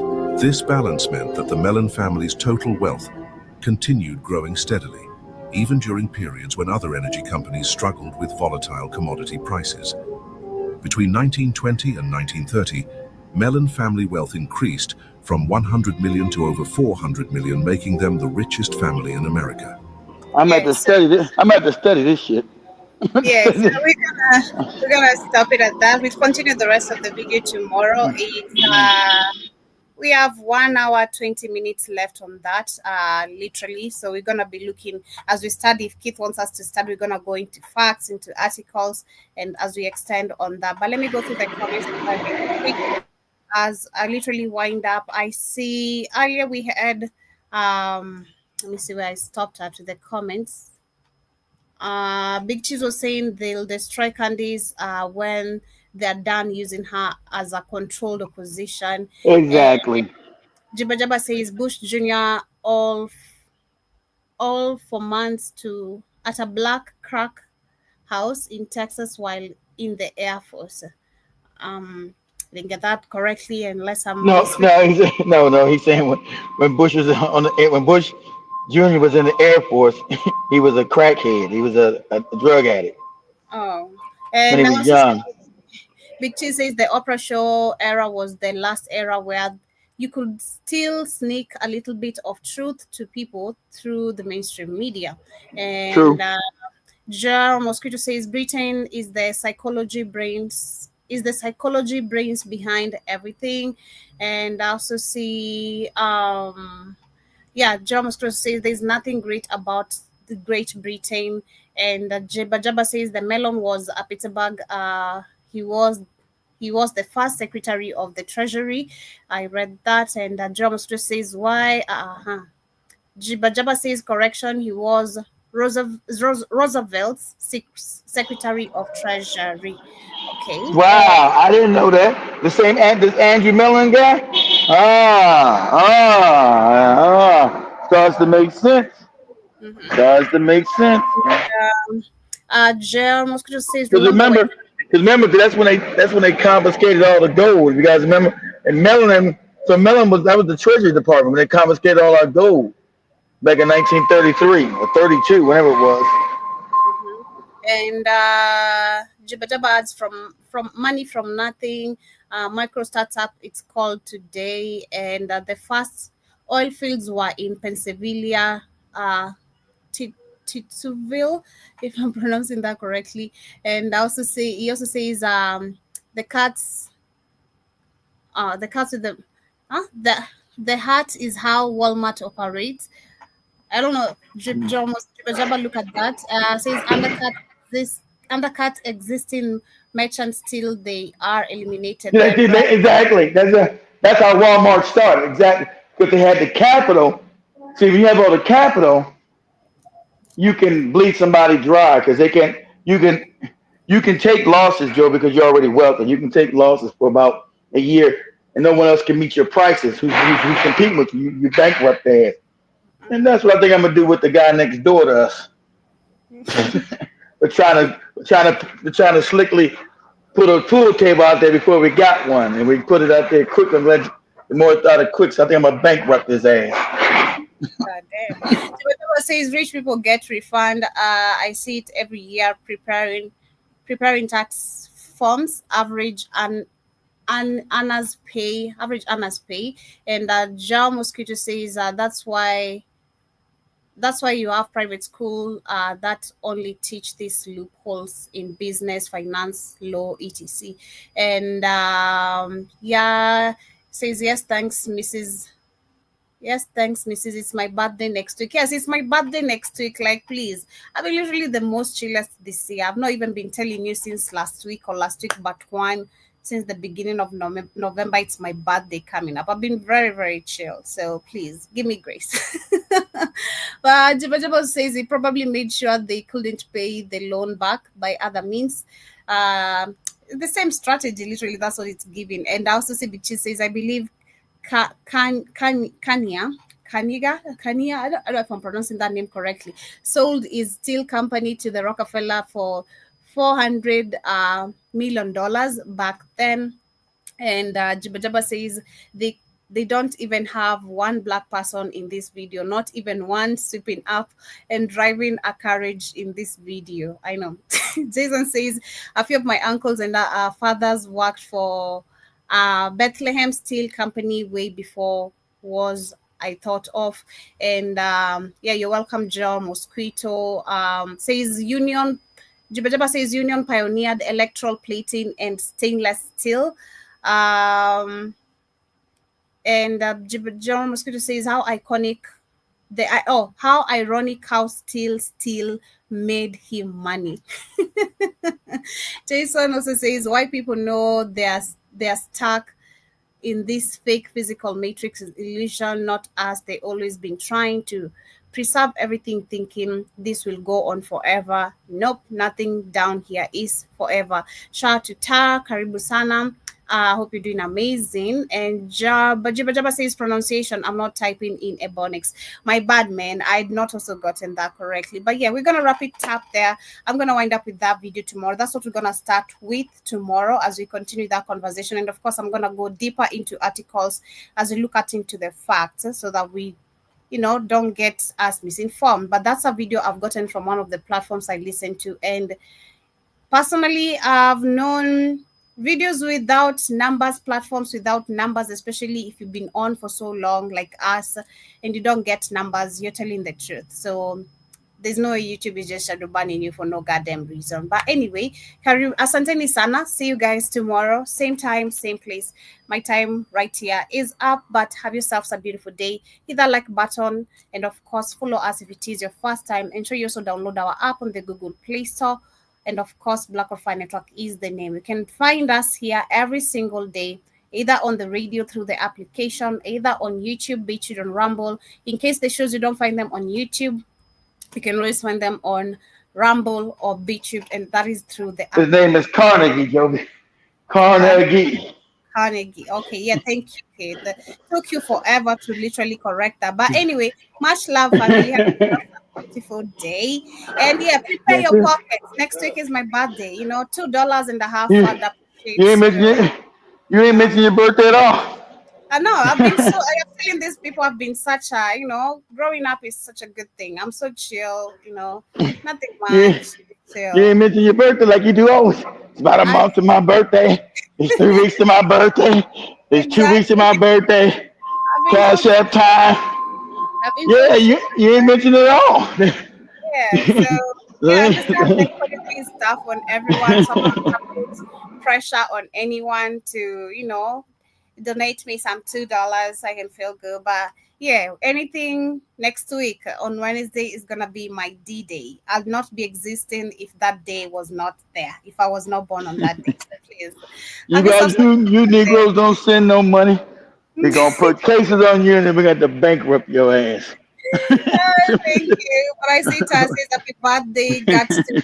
It's okay, $2 I'll appreciate, man. Anything you send, I've never complained because I know at the end of the day I'm gonna get it. Keith doesn't steal our money, at least not like Spikes. He's gonna give me Hey, whatever you guys cash app or send to the network on the network donation, I send it to her. So if you guys want to send, I'll make sure she gets it. It won't go in my pocket. I didn't start not last month, Jibba Jabba. If you notice, I've been very I've not been actually talking about she ain't said nothing. Exactly. Usually like a month out. It's my birthday coming up. My birthday gonna be coming month. My birthday. She really ain't mentioned it. So I said it's getting late. Getting late for you to mention the shit. No, it's not late. No, I'm a week early enough, to remind you guys. It's another year, 5 years in it, celebrating my birthday with you guys, and it's been such an amazing journey. So Can you believe it's been 5 years? This is crazy. Yep. Imagine it's 5 years. So yeah, it's next week, family. Keep the wishes for next week, but I like them. 5 years with Spikes and Tony and 5 years without Zoe. You remember? Appreciate you, bro. Okay, bro. Peace, family. See you guys tomorrow. We know we ain't sending no money. Zoe ain't sending no money. I'm okay. It's okay. Joe already took all of Zoe's money.